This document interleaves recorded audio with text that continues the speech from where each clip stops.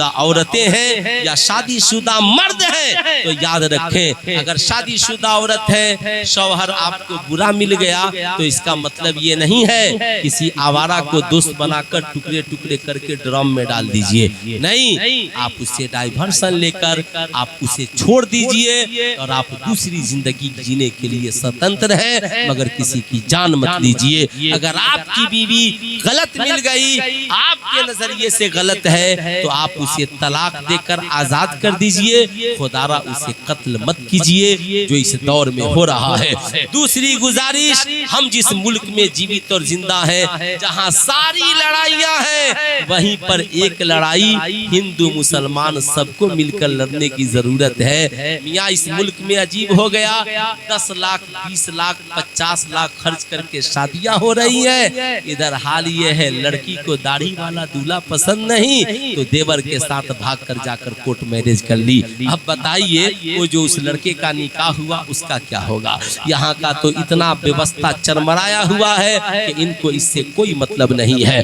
बीवी आपकी है, 3 बच्चों की माँ है, आवारा आशिक के साथ भागकर शादी कर ली, कोर्ट ने करा भी दिया। मैंने एक साहब से पूछा ये कैसे हो जाता है? कहा हुकूमत कहती है कि जो जिसके साथ रहना चाहता है रहने दिया जाए। मैंने कहा अगर यही होता रहा तो फिर शादियों का क्या मतलब है? इसलिए हर हिंदू मुसलमान को इसके खिलाफ आवाज उठानी चाहिए कि ये कानून गलत है। होना ये चाहिए कि पहले उस लड़की से पूछा जाए कि तुमने जिन बच्चों को छोड़कर भागा है, आखिर क्यों भागा है? तुम जिस शौहर को छोड़कर भागी हो, आखिर इसके पीछे वजह क्या है? उससे तालमेल बैठाने की कोशिश करो ताकि ये जिंदगी आसान हो सके। इसलिए मियाँ बीवी का रिश्ता बड़ा मोहब्बत का रिश्ता है। इकबाल ने अपने बेटे से कहा कि दयारे इश्क में अपना मकाम पैदा कर, दयारे इश्क में अपना मकाम पैदा कर, नया जमाना नए सुबह शाम पैदा कर। मेरा तरीक अमीरी नहीं फकीरी है, खुदी न बेच गरीबी में नाम पैदा कर। नहीं तेरा नशीमन कसरे सुल्तानी के गुंबद पर, तू शाहीन है बसेरा कर पहाड़ों के चट्टानों पर। तुम सईद भी हो, मिर्जा भी हो, अफगान भी हो, सच बताओ कि क्या तुम मुसलमान भी हो। ज़बाने पढ़ भी लिया ला इला तो क्या हासिल, दिलो निगाह मुसलमान नहीं तो कुछ भी नहीं। आज की इस बज़्म मोहब्बत में आने के बाद मुझे ये एहसास हो रहा है कि मुसलमान शादियों में नाच गाने बाजे से भी परहेज करते हैं, वरना अक्सर इलाका ऐसा है जहाँ पे लोग शादियों में वाहियात और खुराफात जैसी बज़्मों को सजाते हैं। मगर अल्लाह का करम है कि अल्लाह ने आपकी ज़िंदगी को गुनाहों से बचा दिया है। ये उस मालिक व मौला का बेपनाह फज़ल व एहसान है। आज हम और आप जिस पुरफितन दौर में जी रहे हैं, क्या आपको ऐसा लगता है कि मुसलमानों को ये मालूम नहीं है कि हमारे लिए क्या हलाल है और क्या हराम है? क्या आपको ऐसा लगता है कि आपको ये मालूम नहीं है कि हमें क्या पहनना चाहिए और क्या नहीं पहनना चाहिए? क्या आपको ऐसा लगता है कि हम जिस दौर में जी रहे हैं, इस दौर में हमें जदीद तरक्की से जुड़ने की ज़रूरत है? क्या आपको ऐसा लगता है कि हमें अपनी ज़िंदगी को भी अपडेट करके नई राह पे चलने की ज़रूरत है? आज तकरीरें बहुत हो रही हैं, जलसे बहुत हो रहे हैं, मगर ठीक इंसान वैसे ही नहीं सुन रहा है जैसे गजा के मजलूमों की आवाज़ें अरब का बादशाह नहीं सुनता है। आज क्या आपको ऐसा लगता है कि गजा के मजलूम बच्चों के लाशों के चिथड़े उड़ रहे हैं और अरब का बादशाह उसे स्क्रीन पे नहीं देखता है? क्या आपको लगता है गजा की मजलूम माएँ चीखती और पुकारती हैं और सऊदी अरब के बादशाहों के कान तक जूं नहीं रेंगता है? कि आपको ऐसा लगता है उन बादशाहों तक ये बातें नहीं पहुंचती हैं। आप कहेंगे मौलाना टीवी स्क्रीन भी उनके पास है, सोशल मीडिया भी उनके पास है, मुख्तलिफ ज़राए उनके पास है, जो डोनाल्ड ट्रंप की आवाज़ को सुन सकते हैं वो गजा के मजलूमों की आवाज़ को क्यों नहीं सुन सकते हैं। लेकिन सुम्मु कुरान ने कहा सुम्मुम बुकमुन उम्युन फहुम ला यरजऊन, उनकी आंखें अंधी हो गई हैं, वो ज़बान के गूंगे हो चुके हैं, वो कान के बहरे हो चुके हैं, इसलिए उन्हें मजलूमों की सदाएं नहीं सुनाई पड़ती। मगर मैं आपसे पूछना चाहता हूँ कि आपको ऐसा लगता है हमें भी कुछ करना चाहिए? जाहिर सी बात है हम हथियार नहीं उठा सकते तो दुआओं में वहाँ के मजलूमों को जरूर याद कर सकते हैं। हम साहब उनके लिए अपनी आगाहे सहरी में जरूर दुआएं कर सकते हैं। इसलिए मेरी आपसे गुजारिश है कि आप गजा के मजलूमों की आवाजें मत सुनिए, कम से कम अपनी बस्ती के मजलूमों की आवाजें जरूर सुनिए। आप कम से कम गजा में अगर लाशें गिर रही हैं तो वहां के मजलूमों की आवाजें नहीं सुनते, मगर आपके इलाके में कोई मजलूम कत्ल किया जा रहा है तो उसके कत्ल को रोकने के लिए पूरी मजबूती के साथ खड़े हो जाइए। मैं कहता हूं आपको गजा और फलस्तीन नहीं जा सकते तो कम से कम आप अपनी बस्ती के नौजवानों की हिफाजत तो कर सकते हैं। क्या आपको ऐसा लगता है हम जिस दौर में जी रहे हैं ये बड़ा आधुनिक दौर है, हम बहुत तरक्की कर चुके हैं, जमाना बहुत तरक्की कर चुका है, मगर कुरान इस दौर को तरक्की याफ्ता दौर नहीं कहता। कुरान कहता है वल अस्र इन्नल इंसाना लफी खुस्र, कसम है जमाने की कि इंसान घाटे में है। मैं आपसे पूछना चाहता हूं अगर मौलाना फैजान साहब साइंटिस्टों की टोली में जाकर कहें कि कुरान कहता है इंसान घाटे में है तो वो कहेंगे आप APJ अब्दुल कलाम से राब्ता कीजिए। अगर हमारा आलिम जाकर के साहब मास्टरों की टोली में कहे आज जमाने में इंसान घाटे में है तो वो कहेंगे मियाँ आप फिर जब इंसान घाटे में है तो फिर फायदे में कब थे? आज तो मियाँ हम बहुत तरक्की कर चुके हैं। मैं कहूँगा मियाँ तरक्की किस बात का नाम है? क्या तरक्की इसी का नाम है कि हमारे मकान पे रंगो रोगन चढ़ जाए और हमारी जिंदगी में रंगो रोगन नहीं चढ़े? क्या तरक्की इसी का नाम है मज़ारों पे 1 लाख चादरें चढ़े और बेटियों के सरों से दुपट्टा उतर जाए? क्या तरक्की इसी का नाम है कुरान को गिलाफ में छिपा दिया जाए और औरतों को पर्दे से बाहर निकाल दिया जाए? क्या तरक्की इसी का नाम है कि नबी की सुन्नत की तौहीन की जाए, लड़कियों को दाढ़ी वाला लड़का पसंद नहीं हो, जो औरत जब मर्जी करे किसी आवारा आशिक के साथ फरार होकर जाकर के कोर्ट मैरिज करके दूसरी शादी कर ले? जाहिर सी बात है इन सारी खराबियों को देखते हुए कुरान कहता है वल अस्र इन्नल इंसाना लफी खुस्र, कसम है जमाने की कि इंसान घाटे में है। अरे कुरान तो कामयाब कौन है? कुरान कहता है इल्लल लजीना आमनू व अमिलुस सालिहात, मगर वो लोग जो ईमान लाए और अच्छा अमल किए वो कल भी कामयाब थे और आज भी कामयाब है।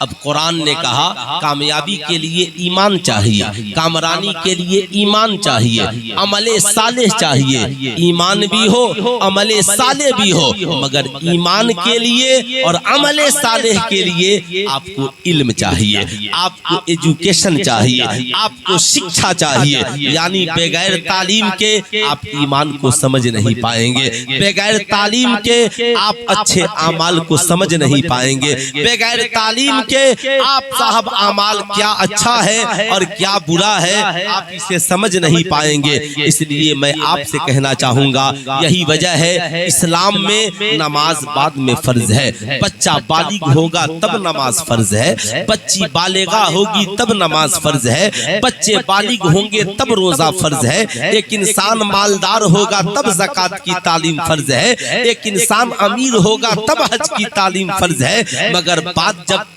तालीम की आई तो अल्लाह के नबी ने फरमाया उतलुबुल इल्मा मिनल महद इलल लहद, इल्म हासिल करो माँ की गोद से लेकर कब्र की गोद तक। तलबुल इल्म फरीज़तुन अला कुल्ले मुस्लिमिन व मुस्लिमा, पूरी दुनिया में सबसे पहले जिस मजहब ने औरत और मर्द दोनों के ऊपर तालीम फर्ज किए उस मजहब को मजहब इस्लाम कहा जाता है। कहा देखना समाज में कोई मर्द जाहिल न रहने पाए, समाज में कोई औरत जाहिल नहीं रहने पाए। क्या आपको ऐसा लगता है इतने बड़े ऐलान के बाद भी अगर हमारी घर की औरतें पढ़ना नहीं जानती तो हमारे लिए इससे बुरी बात क्या हो सकती है?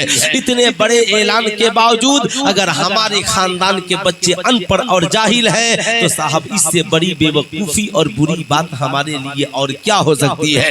इसलिए याद रखिएगा 3 बातें हमारी जिंदगी में कामयाबी के लिए जरूरी है। नंबर 1 इल्म, नंबर 2 ईमान, नंबर 3 अच्छे आमाल। ये 3 चीजें इंसान की जिंदगी में जरूरी है। इल्म चाहिए, आपको ईमान चाहिए, आपको अच्छा अमल चाहिए। अब मैं आपको बताना चाहूंगा अगर ईमान है तो आप शराब से बचेंगे, अगर साहब ईमान है जुआ से बचेंगे, साहब ईमान है जना से बचेंगे, साहब ईमान है नाच गाने से बचेंगे, साहब ईमान है बेहयाई बुराई से बचेंगे, साहब ईमान है तो जिंदगी की शुरुआत निकाह से करेंगे, साहब ईमान है तो नाच गाने नहीं नबी की महफिलें सजाएंगे, साहब ईमान है तो शराबी नहीं नमाजी बन जाएंगे, साहब ईमान है तो माँ के कदमों के नीचे जन्नत तस्वूर करेंगे, साहब ईमान है तो बाप को जन्नत का दरवाजा समझेंगे, साहब ईमान है तो हलाल चीजें खाएंगे और हराम से बचने की भरपूर कोशिश करेंगे। साहब ये खासा ईमान वालों का है, हर जगह ईमान की जरूरत है। अब मैं आपको बताना चाहूंगा हम जिस मुल्क में जीवित और जिंदा हैं हमें पसमानदा कहा जाता है, हमें अकलियत कहा जाता है। क्या आपको ऐसा लगता है हमें अकलियत कह के हमें बढ़ाया जाता है, हमें पसमानदा कह के हमारे मनोबल को बढ़ाया जाता है?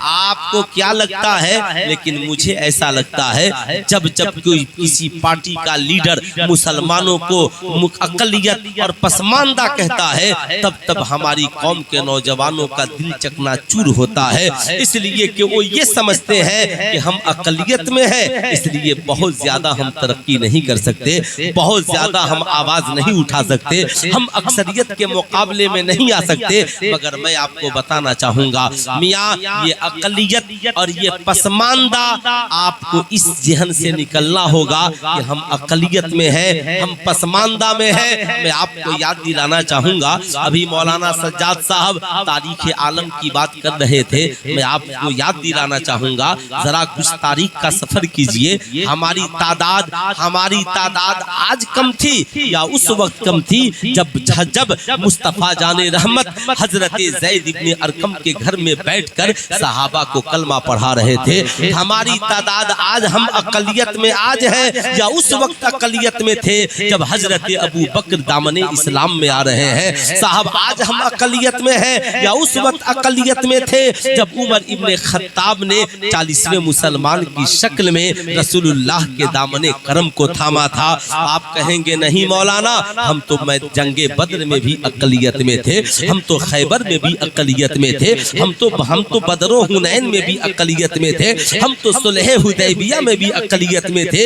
हमारी हालत तो ये थी बद्र में 313 थे, सामने 13,000 का लश्करे जर्रार था। हमारी हालत तो ये थी खैबर में हम मुट्ठी भर थे, सामने लश्करे जर्रार मौजूद था। हमारी हालत तो ये थी सुलह हुदैबिया में हमारी तादाद कम थी, सामने वालों की तादादें बहुत ज्यादा थी। हमारी हालत तो ये है कि मियां जंगे खैबर में हम किले का मुहासरा किए हुए थे, अंदर उनकी बहुत बड़ी तादाद मौजूद थी। लेकिन बताएं ईमानदारी से क्या कभी सहाबा ने ये कहा हमारी तादाद कम है हम कब तक मुहासरा करेंगे? क्या कभी सहाबा ने कहा हमारी तादाद कम है हम उनसे कैसे टकराएंगे? नहीं, उनका ईमान इतना मजबूत था मुस्तफा लकड़ी दे दे तलवार समझकर मैदाने जंग में लेकर उतर जाए। उनका ईमान इतना मजबूत था कि गुठलियां चूस कर मैदाने जंग में उतर जाए। उनका ईमान इतना मजबूत था एक बाजू कट जाए तो दूसरे बाजू में तलवार थाम ले। उनका उनका ईमान इतना मजबूत था कि साहब बाजू कन जाए तो सरकार की बारगाह में पहुंच जाए, सरकार बाजू को लगा दिया जाए। उनका ईमान इतना मजबूत था, अगर भूख की शिद्दत बढ़ जाए नबी कह दे तो पेट पे पत्थर बांध कर मैदाने जंग में उतर जाए। जमाने की निगाहों ने देखा, बदर में हम अकलियत में थे मगर कामयाबी हमारे कदमों में थी, खंदक में हम अकलियत में थे मगर कामयाबी हमारे कदमों में थी, खैबर में हम अकलियत में थे मगर कामयाबी हमारे कदमों में थी। मियाँ आपको कहना पड़ेगा करबला में हम 72 ही थे, सामने यजीदियों का 22,000 का लश्कर जर्रार था। 22,000 मुर्दाबाद हो गए और 72 सर कटा करके जिंदाबाद हो गए। आपको ये मानना पड़ेगा कामयाबी के लिए तीरों कामान की जरूरत नहीं है, कामयाबी के लिए लश्करों जर्रार की जरूरत नहीं है, कामयाबी के लिए हथियार की जरूरत नहीं है, कामयाबी के लिए मुस्तफा जाने रहमत की दी हुई ईमान की जरूरत है।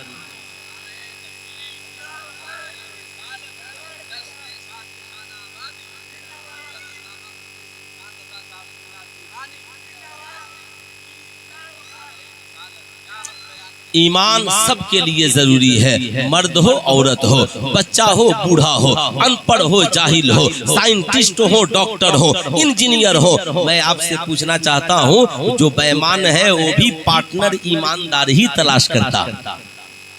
बोलिए, जो बेईमान है वो भी पूछता है कि कोई ईमानदार मिल जाएगा तो उसे बिजनेस का पार्टनर बना लूंगा। यानी ईमानदार सबको चाहिए, नौकर ईमानदार चाहिए, बीवी ईमानदार चाहिए, भाई ईमानदार चाहिए, पड़ोसी ईमानदार चाहिए। उससे बस ये पूछ लीजिए कि आप ईमानदार कब बनिए। बोलिए, गलत बोल रहा हूँ? आप अगर किसी के अंदर काम करें तो पहला सवाल होता आदमी ईमानदार दीजिएगा, होता है कि नहीं होता? उससे पूछिए मियाँ आप तो खुद करोड़ों का घोटाला करके कंपनी तैयार किए हो, करोड़ों की बिल्डिंगें हड़प कर कंपनी तैयार किए हो मगर वर्कर ईमानदार ही तलाश करते हो। इसलिए मैं आपसे कहूंगा ईमान की जरूरत सबको है। पहली चीज है ईमान मजबूत हो। जिसका ईमान मजबूत होगा वो डोनाल्ड ट्रंप के हाथों को नहीं चूमेगा। कहाँ गए अरब के वो मुल्ला और मौलवी जो सरकार के रोजे पे अगर कोई सुन्नी एक बार चूमने की बात कर ले तो साहब उनके जबान से फतवे निकलते हैं, मगर डोनाल्ड ट्रंप को 1 करोड़ बार चूमा जाए किसी की जबान से कुछ नहीं निकलता है। इसलिए मैं कहता हूं हमेशा हक बोला कीजिए। सरकार मुफ्ती आजम हिंद ने कहा था तेरे हबीब का प्यारा चमन किया बर्बाद, इलाही निकले ये नजदी बला मदीने से। याद रखिएगा बानी इस्लाम मोहम्मदुर रसूलुल्लाह सल्लल्लाहु अलैहि वसल्लम ने हजरत उमर इब्ने खत्ताब को कौन सी दौलत दी थी, वो कौन सा तरीका कार दिया था कि एक उमर जो 40वें मुसलमान की शक्ल में इस्लाम कबूल किए, दूसरे खलीफे की शक्ल में इस्लाम की बागोडोर को संभाला। जमाना देखता रहा, आधी दुनिया से ज्यादा पर फतह कामरानी का परचम रहा, आधी दुनिया से ज्यादा।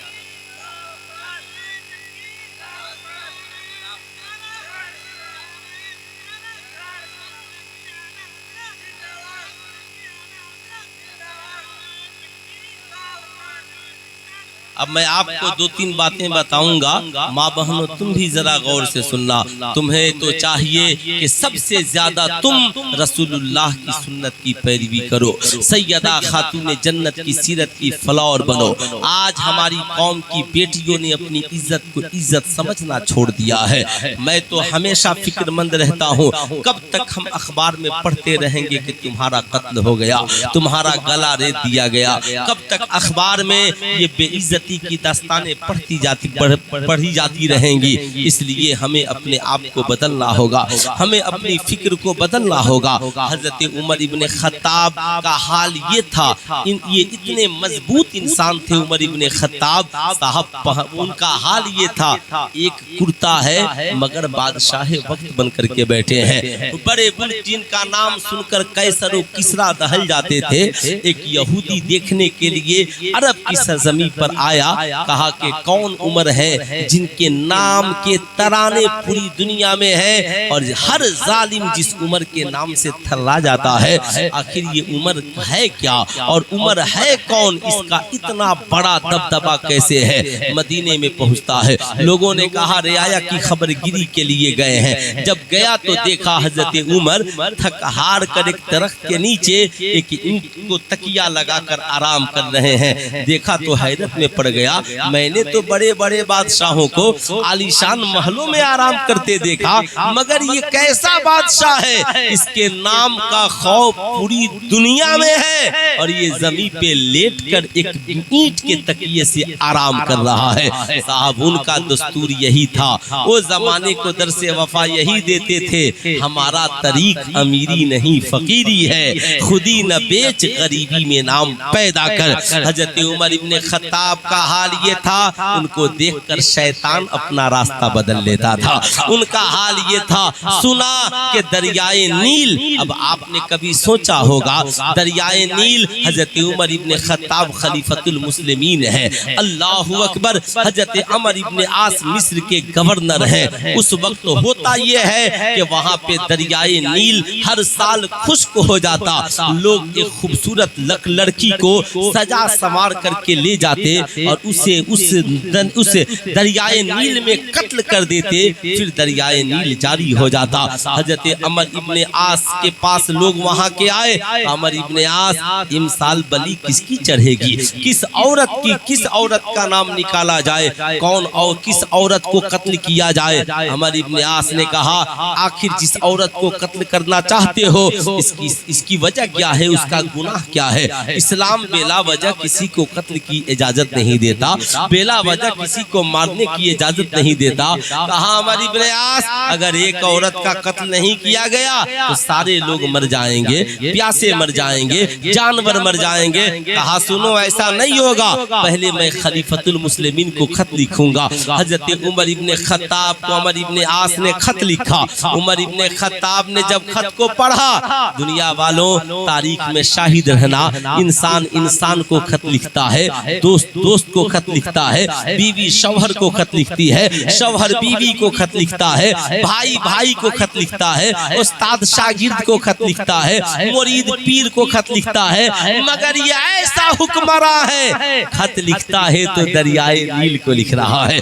अल्लाहु अकबर, दरियाए नील को खत लिख रहा है कोई आज का हुक्मरा जो किसी दरिया को खत लिख दे, जो किसी तालाब को खत लिख दे, जो किसी नदी को खत लिख दे। हजरत अमर इब्ने आस को खत भेजा गया, कहा अमर इब्ने आस बस दरियाए नील में जाना और उमर का ये खत पढ़कर दरियाए नील को सुना दे। क्या कहा?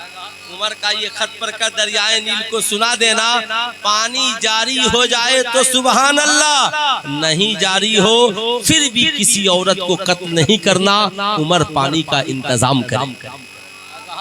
क्या ईमान मजबूत था, जिनके ईमान कमजोर थे वो कई हजार सालों से औरतों को कत्ल कर रहे थे, मगर जो ही इस्लाम मिस्र में आया हजरत उमर ने पाबंदी लगा दी, कोई औरत बेला वजह कत्ल नहीं की जाएगी, कोई औरत बेला वजह कत्ल नहीं की जाएगी। आज जहेज के नाम पे औरतों को कत्ल करने वालों, जहेज के नाम पे औरतों को टॉर्चर करने वालों, अपनी ख्वाहिशात की तकमील के लिए दरिंदगी पे उतर कर चार नौजवान मिलकर एक लड़कियों की इज्जत और आबरू को लूट कर उन्हें मौत की घाट उतारने वालों, बताओ कौन सा चेहरा तेरे पास है, कौन सा चरित्र तेरे पास है, कौन सा किरदारों कैरेक्टर लेकर तुम समाज में जिंदा हो और जी रहे हो।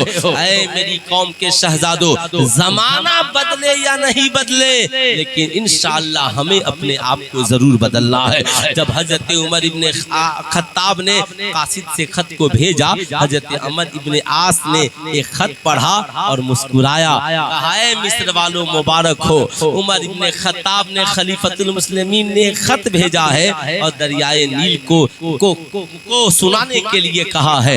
साहब अब जितने मिस्र के लोग थे, कहा कैसे बादशाह से हमारा पाला पड़ गया, दरियाए नील किसी के खत को सुनता है। अमर इब्न आस ने कहा, ए लोगों याद रखना, ये हुक्म किसी और का नहीं है, ये हुक्म उसका है जिसे उमर इब्न खत्ताब कहा जाता है। साहब मिस्र का गवर्नर चला है और चलने के बाद दरियाए नील के करीब पहुंचा है और पहुंचने के बाद उमर इब्न खत्ताब के खत को पढ़कर सुनाया है। हजरत उमर इब्न खत्ताब ने लिखा था, ऐ दरियाए नील सुन, अगर तू खुदा की मर्जी से जारी होता है तो उमर तुझे हुक्म देता है फिर से जारी हो जा। अगर तू खुदा की मर्जी से जारी होता है तो उमर तुझसे हुक्म देता है फिर से जारी हो जा, और अगर तू अपनी मर्जी से जारी होता है तो उमर को तेरे पानी की जरूरत नहीं, उमर को तेरे पानी की जरूरत नहीं है। पूरा मिस्र देखता रह गया, दरियाए नील में फिर से पानी की रवानी आ गई, रवानी आ गई। जमाने की निगाहों ने देखा, जमाने की निगाहों ने देखा, तरीके जमाने की निगाहों ने देखा। हम मुअज़्ज़ज़ थे जमाने में मुसलमान होकर, हम खार हुए तारीके कुरान होकर। जब उमर के खत का ये हाल है तो नबी जी से हुक्म दे दे, उसके हुक्म का आलम क्या होगा साहब, उस हुक्म का आलम क्या होगा साहब। यही वजह है डॉक्टर इकबाल ने कहा, दश्त तो दश्त है दरिया भी न छोड़े हमने, पहरे जुल्मात में दौड़ा दिए घोड़े हमने। ऐ दुनिया वालों, ये उमर की तहरीक थी, ये उमर का ईमान था जिसने औरतों की जिंदगी की हिफाजत की और दरियाए नील को खत लिखकर फिर से खुदा के हुक्म से जारी होने का फरमान जारी कर दिया। इसलिए मैं आपसे कहूंगा, हर हाल में ईमान की हिफाजत कीजिए, अपनी औरतों को ईमान की तलकीन कीजिए। आपका ईमान ही तो कमजोर है, आप शादी में जहेज का मुतालबा करते हो, क्यों? क्या आपको बाजुओं पे भरोसा नहीं है कि अल्लाह चाहेगा तो मैं कमाऊंगा, स्प्लेंडर प्लस भी हो जाए, अपाची भी हो जाए, 4 व्हीलर भी हो जाए, बेहतरीन मकान भी हो जाए। आपसे मैं पूछना चाहता हूँ, ईमानदारी से बताइए, एक इंसान के पास हसीन बंगला हो, हसीन गाड़ी हो, बहुत बड़ा लंबा कारोबार हो, सारी दुनिया की ऐशो इशरत उसके पास मौजूद हो, मगर उसकी बीवी नेक सीरत नहीं, नेक सीरत नहीं हो। आप क्या समझते हैं दुनिया की सबसे अच्छी पूंजी क्या है? ये दौलत, ये मालो जर, ये सरवत, ये तख्तो ताज। साहब आपको ऐसा लगता है हमारे अकाउंट में 1 करोड़ आ गए, मैं दुनिया का खुशहाल इंसान हो गया, हमारे पास 2-4 बिल्डिंगें हो गई, मैं बड़ा खुशहाल इंसान हो गया। लेकिन अल्लाह के नबी ने फरमाया, ये तुम्हारी भूल है, इंसान जमीन से खुशहाल नहीं होता, इंसान जायदाद से खुशहाल नहीं होता, इंसान बड़ी प्रॉपर्टी से खुशहाल नहीं होता। या रसूल अल्लाह, मैं पूंजी वाला हूँ, मेरे पास प्रॉपर्टी है, या रसूल अल्लाह मेरे पास बंगले हैं, मेरे पास कार और गाड़ियां हैं। अल्लाह के नबी ने फरमाया, ये पूंजियां हैं मगर ये अच्छी पूंजी नहीं है। सरकार, दुनिया की सबसे अच्छी पूंजी क्या है? तो अल्लाह के नबी ने फरमाया, दुनिया की मर्द की सबसे अच्छी पूंजी नेक औरत है, नेक औरत है। दुनिया की सबसे अच्छी पूंजी नेक बीवी है, नेक औरत है। अब आप जरा सा इसे याद रखिएगा। एक इंसान के पास मैं याद दिला रहा था, गाड़ी है, बंगला है, मोटर गैरेज है, सारी दुनिया की ऐशो इशरत उसके पास है, मगर घर आया बीवी नेक नहीं है, साहब बिस्तर पे उसके है, राब्ता किसी और से है, शौहर की नाफरमान है, एक बात मानने को तैयार नहीं है, करोड़ों के बंगले हैं मगर दिमाग में टेंशन है, साहब अरबों खरबों की गाड़ियां हैं मगर बेचारा दिल से परेशान है। क्यों? इसलिए कि उसकी बीवी नेक नहीं है। मगर वहीं पर एक इंसान, एक मुसलमान गरीब ठेला चलाता है, दिन भर में 500 कमाता है, मगर घर पहुंचता है तो थोड़ा सा मुख्तसर सौदा लेकर गया है, मगर बीवी बड़ी नेक है, शौहर के आने से पहले सारे बनाव श्रृंगार के साथ सज संवर कर शौहर की रज़ा के लिए खुदा के हुक्म के मुताबिक साहब लबों पे मुस्कुराहट लिए दरवाजे पे खड़ी है, शौहर का इस्तकबाल करती है, उसके सामान को एक तरफ करती है, पानी ला कर देती है, खाना ला कर देती है, बिस्तर लगाती है, उसकी खिदमत में लग जाती है। साहब उसके माँ बाप बूढ़े हैं तो उन्हें खाना खिलाती है, उसके बच्चों को तालीम देती है। अब वो शौहर घर में आने के बाद बेफिक्र मजे की नींद लेकर के सो रहा है। उस करोड़पति के मुकाबले में जिस करोड़पति की बीवी अच्छी नहीं है, सारी दुनिया की दौलत उसके पास है, मुर्ग मुसल्लम बिरयानी उसके पास है, मगर उसकी जिंदगी में सुकून इसलिए नहीं है कि उसके पास नेक बीवी नहीं है। मगर ये गरीब बाजार में है तो भी मुस्कुरा रहा है, घर में है तो भी मुस्कुरा रहा है, बिस्तर पे है तो भी मुस्कुरा रहा है, इसलिए कि नेक बीवी ने उसकी जिंदगी को सुकून से भर दिया है, नेक बीवी ने उसकी जिंदगी को और खूबसूरत बना दिया है। इसलिए मेरी आपसे गुजारिश होगी, ऐ मेरी कौम के नौजवानों, जब तुम रिश्ते करो तो हुस्न जमाल बाद में देखना, जो देखना मालो दौलत बाद में देखना, खानदान बाद में देखना। अल्लाह के नबी ने फरमाया फाज फरो बेजाती दीन, दीनदारी पहले देखना। इसलिए बीवी दीनदार होगी तो सैयदा खदीजतुल कुबरा की सुन्नत जिंदा करेगी, बीवी दीनदार होगी सैयदा खातूने जन्नत की सुन्नत को जिंदा करेगी। तेरी बीवी दीनदार होगी, मैका में रहेगी तो मैका खुशहाल होगा, ससुराल में रहेगी तो ससुराल खुशहाल होगा। इसलिए औरतों का नेक होना जरूरी है। औरतें अगर नेक नहीं होगी, अगर बेटी नेक हो तो बाप की इज्जत और आबरू बच जाएगी, अगर बीवी नेक हो तो शौहर की जिंदगी में सुकून मिल जाएगा, और माएँ नेक हो तो उनकी गोद में जन्म लेने वाली औलादें नेक हो जाया करेंगी।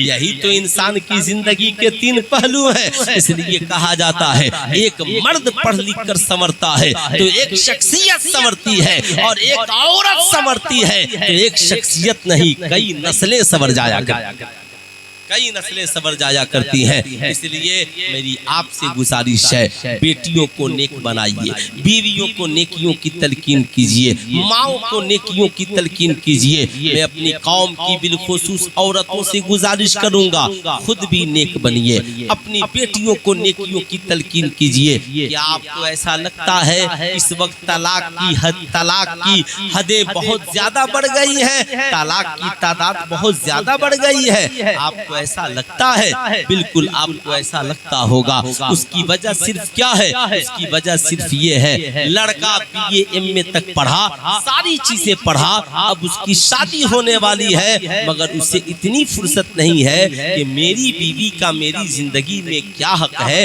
जरा एक बार इस चैप्टर को भी मुताला कर। या वो लड़की जिसकी शादी हो रही है वो बहुत ज्यादा पढ़ी लिखी है, जमाने के एतबार से उसके पास BA और MA की डिग्रियां हैं, मगर उसे इतनी फुर्सत नहीं है कि शौहर का मेरे ऊपर क्या हक है, वो जरा सा उठा करके पढ़ ले। अगर बीवी शौहर का हक नहीं पढ़ेगी तो उस औरत का हाल होगा। एक शौहर ने अपनी बीवी से कहा, पढ़ी लिखी बीवी से, 1 गिलास गिव मी वाटर। उसने कहा नो नो नो, मैं तेरे बाप की नौकर बन करके आई हूँ, एक काम करो, मेरा ये मेकअप और ये सारी चीजें नहीं देख रहे हो, ब्यूटी पार्लर में मैं कितना सज संवर कर दुल्हन बनकर आई हूँ, क्या इसीलिए कि पानी ला करके तुझे दूंगी? ऐसा करो, जाओ, ये तेरा घर है, पानी 2 बोतल लेकर आना, एक अपने लिए अलग लेकर आना और मेरे लिए अलग। जाहिर सी बात है, लेकिन आइए मैं आपको याद दिलाना चाहूंगा, तारीख में एक नाम आता है जिसे हम सैयदा खातूने जन्नत कहते हैं। सैयदा खातूने जन्नत कहते हैं। भारत की सबसे पढ़ी लिखी महिला जिन्हें इंदिरा गांधी कहा जाता है। इंदिरा गांधी लंदन की यूनिवर्सिटी में पढ़ती थी, वहां से उन्होंने चाचा नेहरू को खत लिखा, चाचा जी दुनिया की सबसे कामयाब औरत का नाम बताइए। चाचा जी ने यहाँ से बड़ी चिंतन मंथन के बाद जवाब लिखा, बेटी इंदिरा, मैंने बड़ी बड़ी रानियों पटरानियों की जिंदगी का अध्ययन एवं मुताला किया, मगर दुनिया की सबसे कामयाब औरत का नाम सैयदा फातिमा ज़हरा, सैयदा फातिमा ज़हरा है। अल्लाहु अकबर। सैयदा फातिमा ज़हरा है। आओ मेरी कौम के शहजादे और शहजादियों, मैं तुझे उसी सैयदा खातून जन्नत की जिंदगी की एक दास्तान बताता हूँ। इसे सिर्फ सुनना नहीं बल्कि अपनी जिंदगी में जगह देना, हो सकता है जिंदगी के किसी मोड़ पे काम आ जाए। सरकार मौलाए कायनात से रिश्ता होता है किनका? सैयदा खातून जन्नत का। कुछ दिनों के बाद सरकार मौलाए कायनात मैदान जंग में तशरीफ ले जा रहे हैं। कहते हैं सैयदा ज़ादे सफर तैयार कर दो। सैयदा खातून जन्नत ने सुना कि सरकार मौलाए कायनात मुजाहिदीन इस्लाम की क़यादत करते हुए जंग में तशरीफ ले जा रहे हैं, तो घर में जितना आटा था सबकी रोटियां बना दी। ज़ादे सफर शौहरे नामदार को दे दिया और दुआओं के साथ रुखसत कर दिया। अल्लाहु अकबर। अब जब उधर से सरकार मौलाए कायनात 10-15 रोज के बाद पलटे तो दरवाजे पे लबों की मुस्कुराहट के साथ इस्तकबाल किया, दस्तरखान बिछाया, खबरों खैरियत पूछी, पानी ला करके रख दिया। सरकार मौलाए कायनात ने पानी पिया, कहा फातिमा जोरों की भूख लगी है, अगर कुछ रोटियां मिल जाती तो अच्छा था। जो ही रोटियों का नाम आया सैयदा खातून जन्नत की आंखों में आंसुओं के कतरात आ गए। सैयदा खातून जन्नत की आंखों में आंसुओं के कतरात देखकर सरकार मौलाए कायनात ने पूछा सैयदा आपकी आंखों में आंसुओं के कतरात, आखिर इसकी वजह मैं जान सकता हूँ, आखिर इसकी वजह क्या हो सकती है? सैयदा खातून जन्नत अर्ज गुजार होती है, ऐ मेरे शौहरे नामदार, उस बीवी के बारे में आपका क्या ख्याल है जिसका शौहर कई रोज का भूखा घर आया हो और उसके पास इतना आटा नहीं हो कि अपने शौहर को एक रोटी बना करके दे सके? सरकार मौलाए कायनात ने कहा हाँ, ऐसी औरत तो वाकई में उसके लिए काबिल अफसोस मकाम है। कहा हाँ, यही वजह है फातिमा रो रही है कि फातिमा का शौहर भूखा है मगर उसके पास इतना आटा नहीं कि शौहर को रोटियां बना कर दे सके। मैं अपने शौहर के भूख को एहसास करके रो रही हूँ। सरकार मौलाए कायनात ने सुना, पूछा फातिमा आखिर बताओ कि तुम इतने दिनों से घर में आटा नहीं है तो आखिर इसकी वजह क्या हो सकती है? कहती है कि शौहरे नामदार जब आप तशरीफ ले गए घर में जितना आटा था मैंने सबकी रोटियां बना कर दे दी, उस दिन से आज तक फातिमा ने चूल्हा नहीं जलाया है। सरकार मौलाए कायनात कहते हैं फातिमा मैका बड़ा करीब है, मैका में खबर कर दिया होता तो आपके लिए खाना आ जाता। सुनो तारीख शाहिद है, सैयदा खातून जन्नत ने जिन जुमलों के साथ जवाब दिया था, कहती है ए अली जब मैं घर से चली थी तो बाबा जान ने कहा बेटी तूने कुरान की तालीम हासिल की है तो कुरान की लाज भी रख लेना। ए मेरे शौहरे नामदार, कुरान कहता है हुन्ना लिबासुल लकुम व अंतुम लिबासुल लहुन्ना, मर्द औरत के लिए पर्दा है, औरत मर्द के लिए पर्दा है। ऐ मेरे शौहरे नामदार, मैं मैका खबर करती खाना तो मिल जाता मगर फातिमा के मैका में ये खबर पहुंच जाती कि फातिमा के ससुराल में गरीबी ने कदम रख दिया है।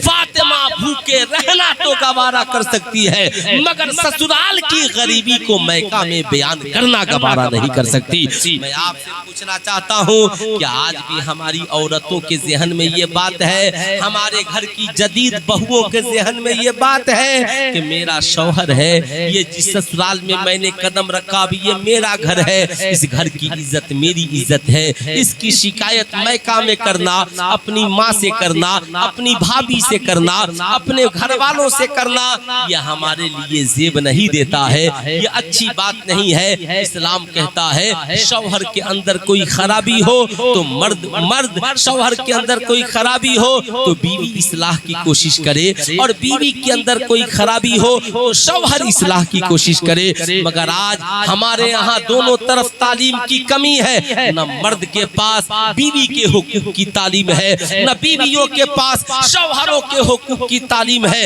नतीजा ये निकला अगर शौहर में थोड़ी खराबी आ गई बीवी मैके में कहती है, बीवी में कोई थोड़ी सी खराबी आ गई तो शौहर बीवी की इस्लाह के बजाय दोस्तों में कहता है, माँ बाप से कहता है। मैं आपसे कहना चाहूंगा नहीं, ये रिश्ते बड़ी मोहब्बत के होते हैं, ये रिश्ते बड़े प्यार के होते हैं, ये रिश्ते बड़े यकीन के होते हैं। ठीक है आपकी जिंदगी में जो आने वाली लड़की है बहुत ज्यादा इंटेलिजेंट नहीं है, वो भी किसी के घर में रही है, अचानक आपके माहौल में आई है, अगर उसकी जिंदगी में कोई कमी आ जाए तो हर सास की जिम्मेदारी है बेटी समझकर उसकी तरबियत शुरू कर दे। हर शौहर की जिम्मेदारी है शरीके हयात समझकर उसका साथ दे।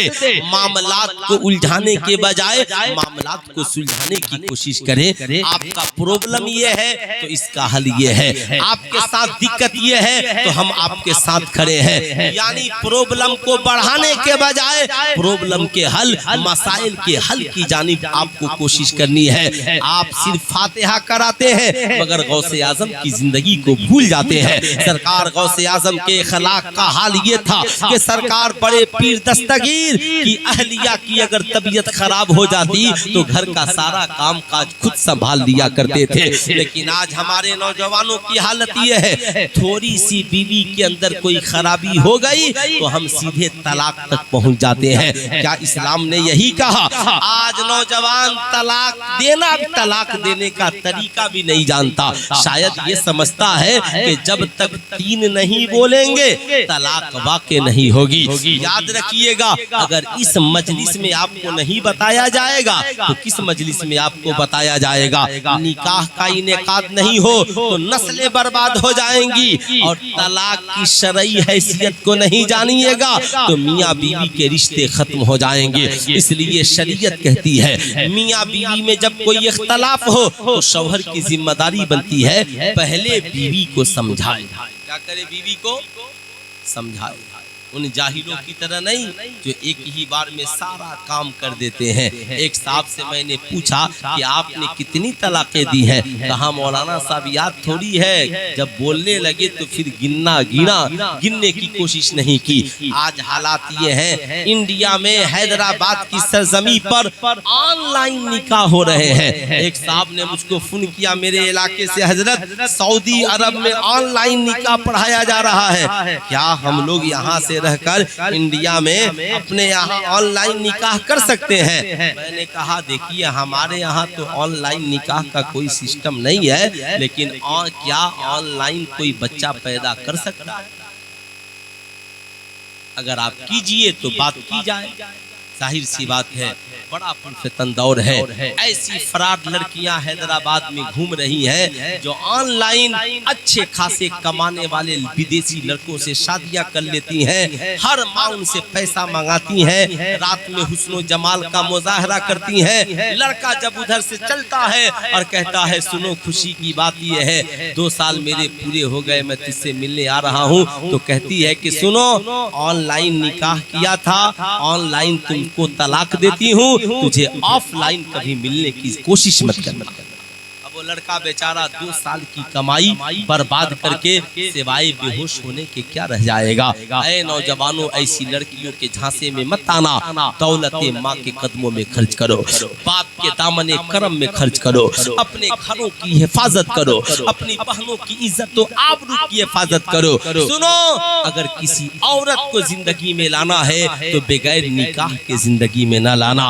निकाह वो पाकीज़ा रिश्ता है जो ऑटोमेटिक तौर पर एक औरत के दिल में शौहर की मोहब्बत को पैदा कर देता है, शौहर के दिल में बीवी की मोहब्बत को पैदा कर देता है। इसलिए थोड़ी सी मिसअंडरस्टैंडिंग हो जाए तो तलाक देने की जरूरत नहीं है। शरीयत कहती है पहले तुम अपनी बीवी को समझाओ, ऐ मेरी शरीके हयात ये गलत हो रहा है, ये ऐसा होना चाहिए। फिर भी नहीं मानती है तो उसके माँ बाप से मैका खबर भेजिए, मैका वाले समझाएं। उनके समझाने पे भी नहीं मानते हैं तो आप उससे बोलना बंद कर दीजिए। फिर भी नहीं समझती है सोना बंद कर दीजिए। फिर भी नहीं समझती है, ढीठ हो गई है तो पहले डराइए, नहीं मानोगी अब तो तलाक दे देंगे। क्या कहना है? तलाक दे देंगे। फिर भी नहीं मानती है तो पहले एक तलाक दीजिए। कितनी? एक तलाक दिए माथे से पसीना पांव तक पहुंच जाएगा। मैं का जब खबर भेजेगी ना कि मेरे शौहर ने तलाक दिया है, हंगामा खड़ा हो जाएगा। लोग कहेंगे आप पढ़े लिखे होकर ऐसा कर रहे हैं। तो आप कहिए कि बोलिए हम सबर कर रहे हैं, हम सुधर कर रहे हैं, बेहतर माहौल में रहे, मैं इसे लेकर चला जाऊंगा। वो कहेंगी तलाक दिया है, कहा एक ही तलाक तो दिए हैं, रजअत कर लेंगे, हलाला की कोई जरूरत नहीं है। अब याद रखिएगा। अब साहब वो कहती है नहीं, मुझे ऐसी तलाक दीजिए कि मैं दूसरी शादी कर लूं, फिर भी 3 तलाक देने की जरूरत नहीं है, तलाक़े बाइन दे दीजिए, 2 तलाक दे दीजिए, औरत निकाह से निकल जाएगी। अब साहब वो गई, उसका रिश्ता लग गया, फिर आखिर वक्त में एहसास हुआ इस लड़के से मेरा रिश्ता लग रहा, इससे अच्छा तो वही था जिसके साथ मैं थी। उसे एहसास हुआ फिर पलट जाऊं, आपसे राब्ता करे, कहिए वादा करो ठीक से रहोगी, हम दोनों मिलकर अच्छे तौर पर रहेंगे, कोई टेंशन नहीं, आप फिर से निकाह कीजिए, बगैर हलाला की अपनी बीवी को घर लेकर के आइए। ये इस्लाम का तरीका है। मगर आज अफसोस हमारे यहाँ निकाह की महफिलों में भी इन मसाइल पे गुफ्तगू। बोलिए मैं बता रहा हूँ जो आप लोग पढ़े लिखे हैं, क्योंकि जब मसाइल पैदा होते हैं ना तो सबसे पहले दोस्तों में बात होती है।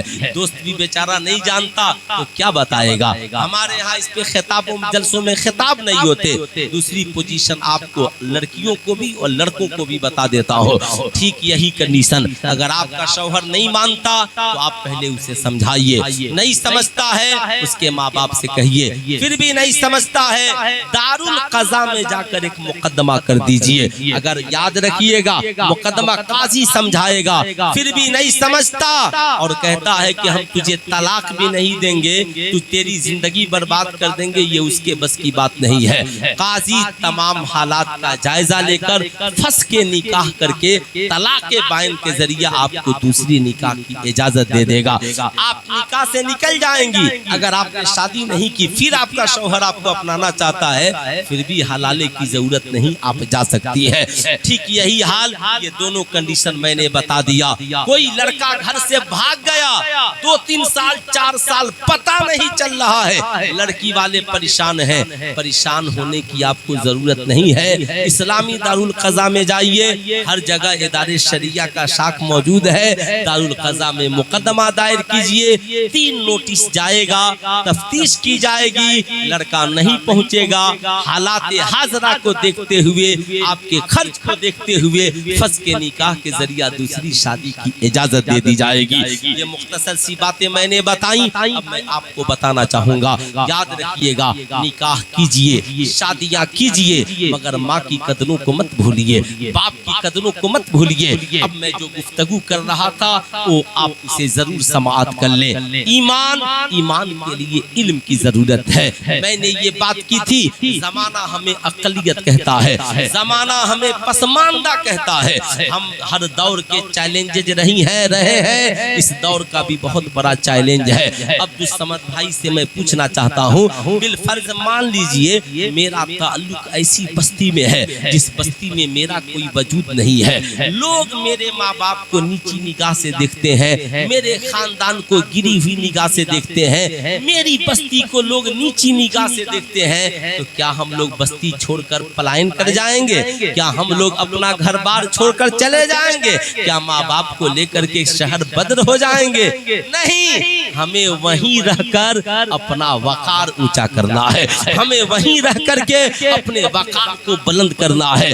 अब वकार कैसे बुलंद होगा?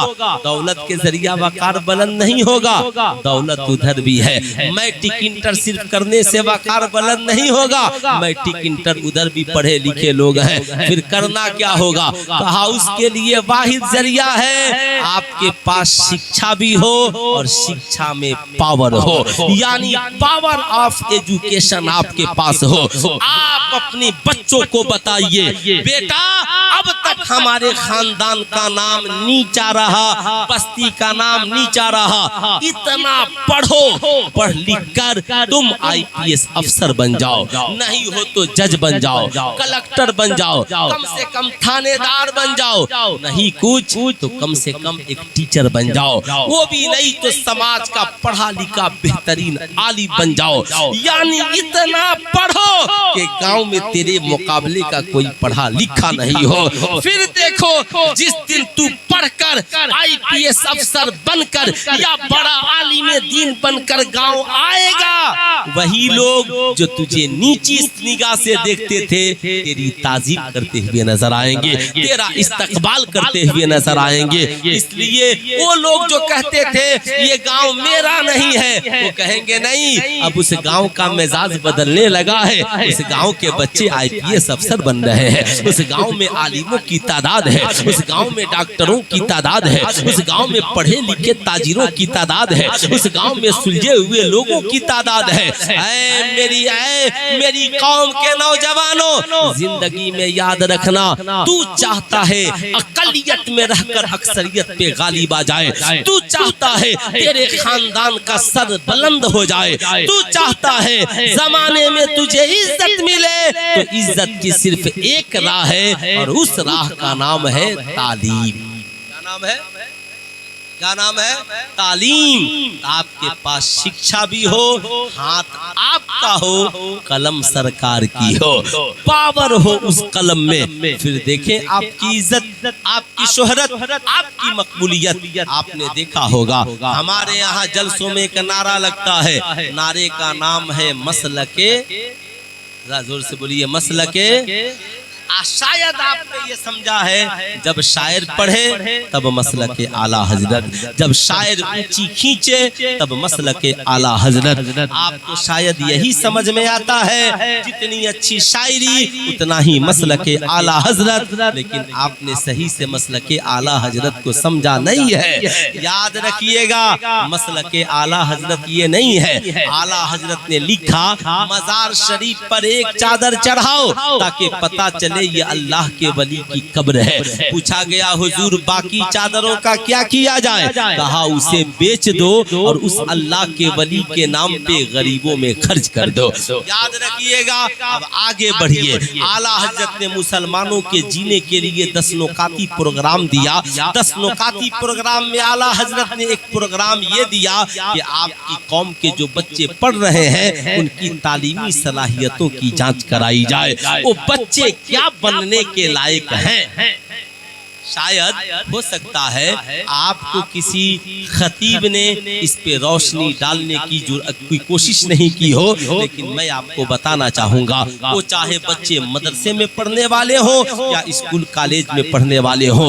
मदरसे में पढ़ने वाले हो तो पता लगाइए हमारे गांव के कितने बच्चे मदरसे में हैं। ये क्या बनने के लायक है? आलिम बनने के लायक है, मुनाजिर बनने के लायक है, मुसन्निफ बनने के लायक है, मुबल्लिग बनने के लायक है। अगर स्कूल कॉलेज में पढ़ते हैं तो देखो मैट्रिक में कितने हमारे गांव के बच्चों का अच्छा रिजल्ट आया, इंटर में कितने बच्चों का अच्छा रिजल्ट आया, इसमें कितने बच्चे क्या बनने के लायक हैं। ये मत सोचिएगा मेरा बच्चा नहीं है, नहीं, वो बच्चा हमारी कौम का बच्चा है, हमारे मुल्क का बच्चा है। आप ईमानदारी से बताएं मुल्क की हिफाजत के लिए जो नौजवान मुल्क के सरहद पर लड़ रहे हैं, क्या वो सिर्फ अपने खानदान की हिफाजत कर रहे हैं या पूरे मुल्क की हिफाजत कर रहे हैं? एक डॉक्टर जब डॉक्टर बनकर क्लिनिक में बैठकर दवाइयां लिखता है तो सिर्फ खानदान का इलाज करता है या पूरे मुल्क के हर बीमार का इलाज करता है? एक आलिम जब आलिम बनकर आता है तो क्या सिर्फ अपने घर वालों को मसाइल बताता है या पूरी कौम के उलझे हुए मसाइल को सुलझाने की कोशिश करता है? आपको ये मानना पड़ेगा समाज का एक बच्चा पढ़ता है तो पूरे समाज का भला होता है। इसलिए याद रखिएगा जिंदगी में इन बातों को। आला हजरत ने कहा पता लगाइए ये बच्चे क्या बनने के लायक है। डॉक्टर बनने के लायक है, IPS अफसर बनने के लायक है, जज बनने के लायक है, वकील बनने के लायक है, टीचर बनने के लायक है, जो बनने के लायक है। आला हजरत ने लिखा मुनासिब पैसा उनके ऊपर खर्च करके उन्हें बना दिया। मुनासिब पैसा खर्च करके उन्हें बना दिया जाए। अब आपसे मैं पूछना चाहता, आप कहेंगे मौलाना बेटा किसी का हम क्यों बनाए, वो बने न बने हमारा क्या नुकसान होगा। मैं कहूँगा याद रखिएगा, हमारे समाज में बहुत सारे ऐसे बच्चे हैं जो मैट्रिक इंटर करके पढ़ाइयाँ छोड़ देते हैं, हालांकि उनकी तालीमी सलाहियतें इतनी थी, वो इतने इंटेलिजेंट और ब्रिलियंट थे पढ़ने में, अगर पढ़ करके बनते तो वो जज बन सकते थे, IPS अफसर बन सकते थे, लेकिन बेचारे गरीबी की वजह से पासपोर्ट बना करके विदेश चले गए और मुख्तसर पैसे पे जिंदगी गुजारने लगे। क्या आपको ऐसा लगता है कि सिर्फ उनका नुकसान हुआ? मौलाना फैजान साहब, मैं कहूँगा नुकसान सिर्फ उनका नहीं हुआ, उनका नुकसान तो इतना हुआ कि वो ज्यादा दौलत नहीं कमा सके, सरकारी कुर्सी तक नहीं पहुँच सके। हमारा नुकसान ये हुआ कि भारत को एक IPS अफसर मिल सकता था, नहीं मिल सका। हमारी बस्ती की हिफाजत के लिए एक IPS अफसर मिल सकता था, नहीं मिल सका। हमारी कौम की हिफाजत के लिए एक डॉक्टर मिल सकता था, नहीं मिल सका। इसलिए मेरी कौम के शहजादों याद रखना, इस्लाम ने इसके लिए हमें यूं ही नहीं छोड़ा, निजामे ज़कात को मजबूत किया और कहा लोगों अगर अमीर हो तो 1 लाख कमाना तो 2500 ज़कात दे देना, ये 2500 गरीबों का हक तेरी कमाई में मुकर्रर किया जाता है। अगर आपकी बस्ती में 100 घर की आबादी है, अगर 100 घर में 200 औरतें हैं, कौन औरत होगी जिसके पास 1 लाख का जेवर मौजूद नहीं होगा? अगर एक औरत के पास 1 लाख का जेवर है तो 2500 ज़कात, 2 लाख का जेवर है तो 5000 का ज़कात। अगर सिर्फ औरतों के जेवरात की ज़कात ईमानदारी से निकाली जाए तो हर बस्ती में ये ज़कात कई करोड़ों के करीब पहुंच जाएंगे। अगर हमने सिर्फ ईमानदारी से हर अमीर ज़कात की रकम निकाल दे तो एक मदरसा भी चलता हुआ नजर आएगा और कौम के 4-5 बच्चे पढ़ लिख कर गरीब बच्चे IPS अफसर भी बनते हुए नजर आएंगे, डॉक्टर इंजीनियर भी बनते हुए नजर आएंगे। याद रखिए, ज़कात की अदायगी के लिए मदरसा शर्त नहीं है, गरीब साहबे ईमान मुसलमान का होना शर्त है। वो गरीब चाहे मदरसे में पढ़ने वाला हो या कॉलेज में पढ़ने वाला हो। मैं गुजारिश करूंगा अपनी कौम के अमीरों से, एक नस्ल आप तैयार कीजिए, एक नस्ल। आपकी इस बस्ती की हिफाजत के लिए क्या हथियार चाहिए? जैसा लोगों ने ज़हन बना लिया है, बम बारूद चाहिए? नहीं, 10 नौजवानों को पढ़ा लिखा कर तैयार कर दीजिए। इतने 10 अपनी बस्ती के ब्रिलियंट अक्ल वाले नौजवानों को तलाशिए। जज कौन बन सकता है, वकील कौन बन सकता है, IPS अफसर कौन बन सकता है, दारोगा कौन बन सकता है, बेहतरीन आलिम कौन बन सकता है, बेहतरीन हाफिज कौन बन सकता है, बेहतरीन टीचर कौन बन सकता है, बेहतरीन कोचिंग संचालक कौन बन सकता है, बेहतरीन स्कूल संचालक कौन बन सकता है, कौन हमारा यहाँ आलिम बनकर बेहतरीन इदारा चला सकता है। यानी 10 नौजवानों की एक टोली एक नस्ल में तैयार कर दीजिए, ये 10 मिलकर आने वाली नस्लों को तैयार करते रहे। लेकिन आपको ऐसा लगता होगा कि अब्दुल समद भाई, मौलाना साहब तो जो बात कर रहे हैं, हम दूसरे के बेटे को क्यों बनाएं? मैं कहूँगा दूसरे के बारे में मत सोचिए, तो कम से कम अपने बारे में तो सोचिए। आपका अपना बेटा मैट्रिक पास करके कहता है अब्बा आगे पढ़ना चाहता हूँ, तो आप नाराज हो जाते हैं। इंटर पास करके कहता आगे पढ़ना चाहता हूँ, आप जाओ काम सीखो, जो पढ़ाना था पढ़ा लिया।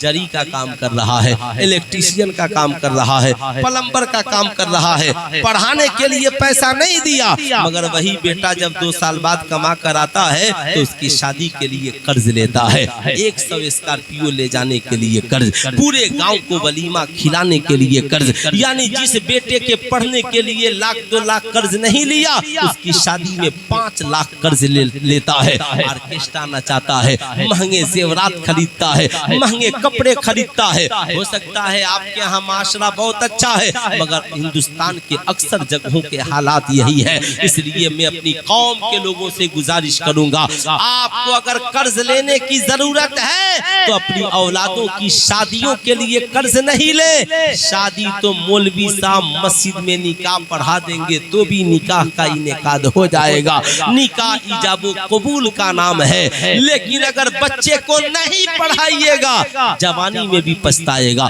बुढ़ापे में में भी पछताएगा। ऐ लोगों, इसलिए मैं कहूँगा अगर कर्ज लेने की जरूरत है तो शादियों में कर्ज नहीं लेना, अपनी औलादों की तालीम के लिए कर्ज लेना, अपनी औलादों की शिक्षा के लिए कर्ज लेना, अपनी औलादों को कामयाब व कामरान बनाने के लिए कर्ज लेना। जरूरत पड़े तो 2-4 कट्ठे जमीन बेच देना, मगर पढ़ा लिखा कर उसे कामयाबी की दहलीज तक पहुंचाओ। ये हमारी जिंदगी का सबसे बड़ा काम होना चाहिए। कई चीजें हो गई, एक ईमान और एक इल्म। अब आखिरी बात मेरी सुनिए, अमले साले, यानी आपका अमल अच्छा हो, अमल नेक हो। आप में कितने लोग हैं जो सरकार मौलाए कायनात को जानते हैं? बोल दे सुभान अल्लाह, है ना? हमें अक्सर लोग जानते हैं। इस्लामी तालीमात में सबसे पहले जरूरी है आपको ये जानना कि आपके लिए क्या हलाल है और क्या हराम है। बहुत सारे हमारे नौजवान हैं जो ये नहीं जानते कि हमारे लिए क्या हलाल क्या हराम, और नहीं जानते हुए वो हराम काम करते हैं। जैसे मर्द के लिए 1 साढ़े 4 मासा की चांदी की अंगूठी जायज है, उसके अलावा कोई जेवर मर्द के लिए जायज। समझ गए बात? ना वो ब्रासलेट पहन सकता है, ना वो चैन पहन सकता है। याद रखिएगा, आप 1 करोड़ की महंगी घड़ी पहन सकते हो, मगर 100 रुपए का ब्रासलेट पहनना तेरे लिए गुनाह है। ये सारी बातें आपके ज़हन में रहे। अब मैं जो बताने जा रहा हूँ, आप जरा सा सोचें, अमले साले यानी आपके अमाल बेहतर हो। नमाज इस्लाम का हिस्सा है, रोजा इस्लाम का हिस्सा है, हज और ज़कात इस्लाम का हिस्सा है, मगर नमाज मस्जिद में पढ़ते हैं, नमाज घर में पढ़ते हैं, रोजा रमजान में रखते हैं, ज़कात निकाला अदा कर दिया। बड़े अमीर है तो हज करने के लिए मक्का मदीना जाते हैं, मगर बाकी टाइम आप फील्ड में है, आप स्कूल में है, आप मार्केट में है, आप घर में है। वहाँ आपकी जिंदगी में इस्लाम कैसे दिखेगा? वहाँ आपकी जिंदगी में इस्लाम अमले सालेह के जरिया दिखेगा, रसूलुल्लाह की सीरत के जरिया दिखेगा, आपके अच्छे आमाल के जरिया दिखेगा। आपकी जबान सच हो, आपका किरदार अच्छा हो, आपका लिबास इस्लामी हो, आपकी फिक्र में इस्लाम हो, आपकी निगाहों में इस्लाम हो। आपसे मैं पूछना चाहता हूँ, ईमानदारी से बताएं, हजरत अली से किसी ने पूछा था, हुजूर आप ईमान कैसे लाए? कहा, एक रात में नींद से बेदार हुआ, देखा सरकार में मदीना सल्लल्लाहु अलैहि वसल्लम एक तरफ मुसल्ला बिछाकर नमाज पढ़ रहे हैं और सैयदा खदीजतुल कुबरा एक तरफ मुसल्ला बिछाकर नमाज पढ़ रही है। इन दोनों की नमाजों को देखकर मेरे दिल में इस्लाम की मोहब्बत पैदा हो गई और मैं साहबे मोहब्बत पैदा हुई और मैं साहबे ईमान हूं। मैं आपसे पूछना चाहता हूँ, क्या आपके घर में भी ऐसी कंडीशन है? क्या आपने भी कभी अपनी बीवियों से इन बातों का जिक्र किया? ऐ मेरी शरीके हयात, आज की रात जो हमारी कटेगी, मैं चाहता हूँ कि हम लोग नबी की सुन्नत को जिंदा करें। वो कहेगी करना क्या होगा? हम याद रखिएगा, मैं आपसे पूछना चाहता हूँ, हम साहब अपनी बीवियों के साथ शॉपिंग कर सकते हैं, बीवियों के साथ मार्केट जा सकते हैं, बीवियों के साथ उसके मैका जा सकते हैं, बीवियों के साथ बैठ करके सारी बातें कर सकते हैं, तो मियाँ बीवी एक साथ मुसल्ला बिछाकर नमाजें क्यों नहीं पढ़ सकते हैं? क्या आपकी शादी जब से हुई तब से आज तक क्या कभी आपको तौफीक हुई कि हम मियाँ बीवी एक साथ मुसल्ला बिछाकर कभी सैयदा खदीजतुल कुबरा और मुस्तफा जाने रहमत की सुन्नत को जिंदा करें? ऐ मेरी कौम के शहजादों, तुम अपनी बीवियों को तलकीन करो, कहो ऐ मेरी शरीके हयात, मैं भी सो रहा हूँ, तू भी सो रही है। जिसकी आंख पहले खुल जाए वो दूसरे को बेदार कर दे, वो दूसरे को जगा दे, बेदार कर दे। जो ही बेदार हो, बेदार होने के बाद दोनों बावजू हो जाओ, बावजू होने के बाद मुसल्ला बिछाओ। 12 रकात नहीं पढ़ सकते, 8 नहीं पढ़ सकते, 4 नहीं पढ़ सकते, 2 ही रकात पढ़ लो। अरे यार 2 नहीं पढ़ सकते, एक ही सजदा तो कम से कम कर लो। अब बैठ जाओ खुदा की बारगाह में, तुम दुआ करो तो बीवी आमीन कहे और बीवी बीवी दुआ करे तो शौहर आमीन कहे। देखो तुम्हारी जिंदगी में कैसा इनकलाब आता है। इसलिए मैं आपसे कहना चाहूंगा, तू याद रखे, औलादों को नेक बनाने के लिए माँ को नेक बनना होगा, औलादों को नेक बनाने के लिए बाप को नेक बनना होगा। सरकार गौसे आजम के वालिद का हाल क्या था साहब, वालिद का हाल क्या था और उनकी वालिदा की जिंदगी क्या थी। माँ की पोजीशन ये थी कि बचपन से लेकर जवानी तक किसी गैर पे निगाह नहीं पड़ी, और बाप का हाल ये था 12 साल बागीचे में खिदमत करते रहे मगर दूसरे के माल की तरफ निगाहें उठाकर नहीं देखी। जब माँ इतनी पाकीज़ा हो कि निगाहें गैर पे न पड़े और बाप इतना पाकीज़ा हो कि बाप की निगाहें दूसरे के माल की तरफ न पड़े, जब ऐसे पाकीज़ा मियाँ बीवी का निकाह के बाद मिलन होता है तो चमन में एक हसीन गुलाब खिलता है, जिसे पीराने पीर दस्तगीर शेख अब्दुल कादिर जिलानी कहते हैं। मैं आपसे पूछना चाहता हूँ, ऐ मेरी कौम के शहजादों, बताओ अगर हमारी माएँ पाकीज़ा हो जाएं, सरकार बड़े पीर दस्तगीर दुनिया की जितनी औरतें हैं आप उनसे पूछिए, मेरा चैलेंज है दुनिया की पढ़ी लिखी औरतों से, एक ऐसी औलाद जन्म दो जो तुम्हारी पेट से ही अलिफ से या तक पढ़कर आए, 1 से 100 तक पढ़कर आए, ए से जेड तक पढ़कर आए। कहेंगे मौलाना इम्पॉसिबल, ये तो पॉसिबल ही नहीं है। मैं कहूँगा यही बात तो सरकार गौसे आजम के करीब चलकर पूछिए। सरकार गौसे आजम फरमाते हैं कि साहब मेरी माँ रोजाना कुरान की तिलावत करती थी और मैं माँ के पेट में उसे सुनकर याद कर लेता था। यही वजह है गौसे आजम पैदा बाद में हुए और माँ के पेट में ही 15 पारा के हाफिज़े कुरान बन गए। मैं आपसे कहना चाहूंगा, ऐ मेरी कौम की माओ बहनों, घरों में कुरान की तिलावत करो। आज इस हम तरक्की याफ्ता और दौर में जी रहे हैं, ये दौर अजीब है। अब आखिरी पैगाम मेरा होगा, दुनिया के सबसे कामयाब इंसान का नाम मोहम्मदुर रसूलुल्लाह सल्लल्लाहु अलैहि वसल्लम, और निकाह अब्दुल समद भाई करने जा रहे हैं। तो ये निकाह किसकी सुन्नत है?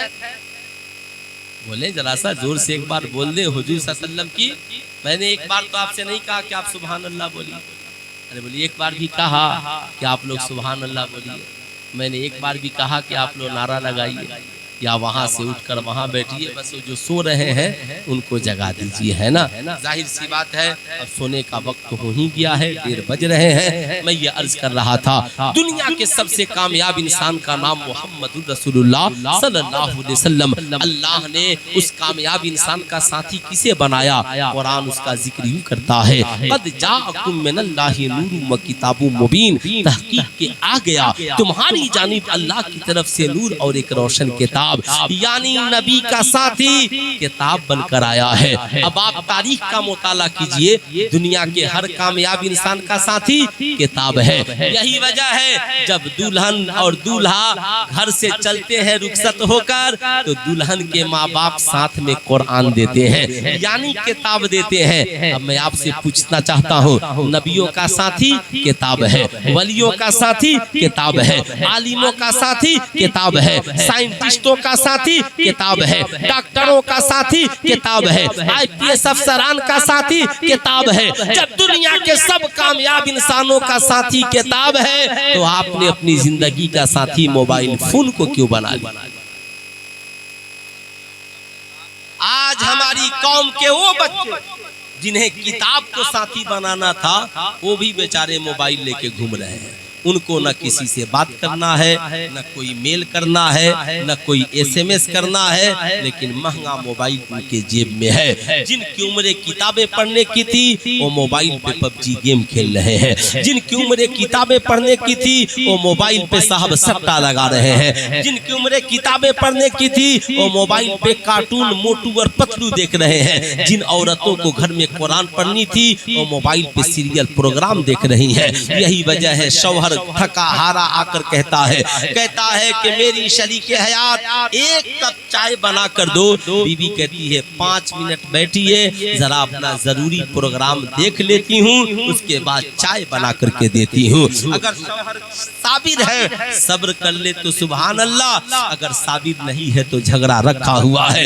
ऐसे मैं आपको बता दूं कि अगर शौहर बीवी के जुल्म पर सब्र करे तो अल्लाह ताला हजरत अय्यूब अलैहिस्सलाम की सब्र का सवाब अता फरमाता है, और अगर बीवी शौहर के जुल्म पर सब्र करे तो अल्लाह ताला बीवी को हजरत आसिया की सब्र का सवाब अता फरमाता है। लेकिन ये सब्र से काम कब तक चलेगा? सब्र तो कीजिए ही, मगर अपने माहौल को भी बदलिए। आज हमारी कौम में, हमारे बच्चों में इनकलाब नहीं आ रहा है।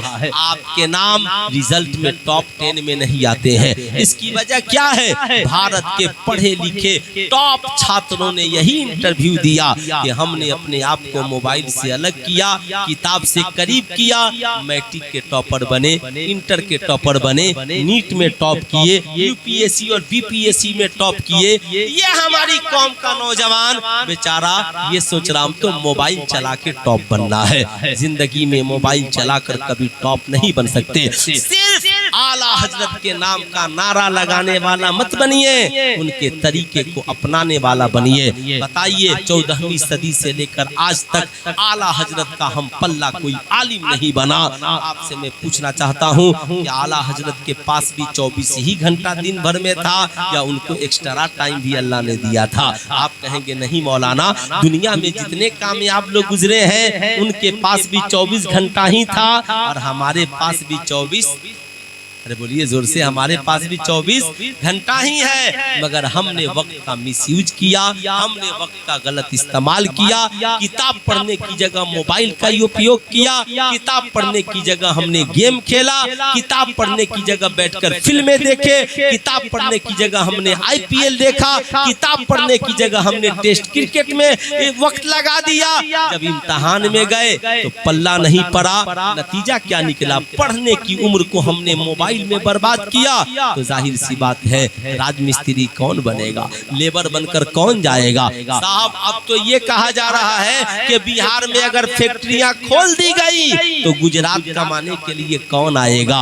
ऐ बिहार के बच्चों, क्या यही दिन हमारे लिए सुनने को मिला है कि बिहार में फैक्ट्रियां इसलिए मत डालो वरना बिहार के बच्चे दूसरे जगहों पे जाके मजदूरी कौन करेगा? मैं कहूँगा नहीं, हम बड़े शक्तिशाली हैं। आप पढ़िए, अपने आप को मोबाइल की दुनिया से निकालिए। आला हजरत के पास भी 24 घंटे थे, मगर उन्होंने 2.5 घंटा आराम किया, 21.5 घंटा काम किया। जो 21.5 घंटा काम करता है वो पढ़ लिख कर हजरत नहीं, बरेली का आला हजरत बनता है। इसलिए मैं आपसे भी कहूँगा, आप अपने बहुमूल्य समय की कदर कीजिए, बचपन को बर्बाद मत कीजिए, जवानी को बर्बाद मत कीजिए। शादी ब्याह के बाद भी पढ़ाइयों का फंक्शन बाकी है, आप उसे पढ़िए। मैं ये नहीं कहता कि मोबाइल चलाना गुनाह है, मोबाइल पे गलत चीजों को देखना गुनाह है, सही इस्तेमाल जायज है। मोबाइल कॉलिंग के लिए है, फोन कीजिए, मोबाइल SMS के लिए है, SMS कीजिए, मोबाइल जरूरी डॉक्यूमेंट्स आदान प्रदान के लिए आदान प्रदान कीजिए, मोबाइल मेल भेजने के लिए है, मेल भेजिए। किताबें महंगी मिल रही है तो आप PDF डाउनलोड करके पढ़िए। ऑफलाइन क्लासेज महंगे हैं तो आप ऑनलाइन सस्ते क्लासेज लेकर पढ़िए, मगर आपको फेसबुक की जरूरत नहीं, मत चलाइए, डिलीट कर दीजिए। आपको इंस्टाग्राम की जरूरत नहीं, मत चलाइए। आपको टिकटॉक की जरूरत नहीं, मत चलाइए। क्या ये इंस्टाग्राम का ही तो नतीजा है कि 15 साल की लड़की आवारा लड़कों के साथ भागती है, 4 दरिंदे उसकी इज्जत लूट कर मौत के घाट उतार देते हैं? क्या ये फेसबुक का ही दुरुपयोग का नतीजा है?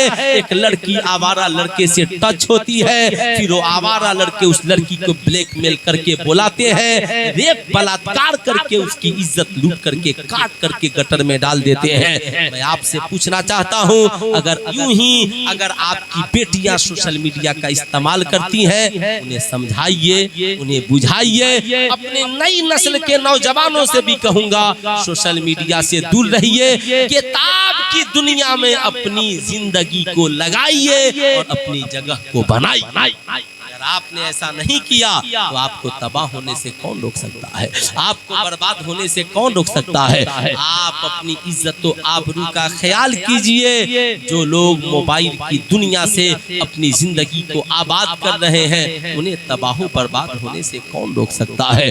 इसलिए मेरे दोस्त, आप जिंदगी में इन बातों को याद रखें। मोबाइल का दुरुपयोग नहीं, जो लोग कामयाब होना चाहते हैं उनसे मेरी गुजारिश है, मोबाइल का जरूरत के लिए इस्तेमाल कीजिए, किताब को अपनी जिंदगी का साथी बनाइए।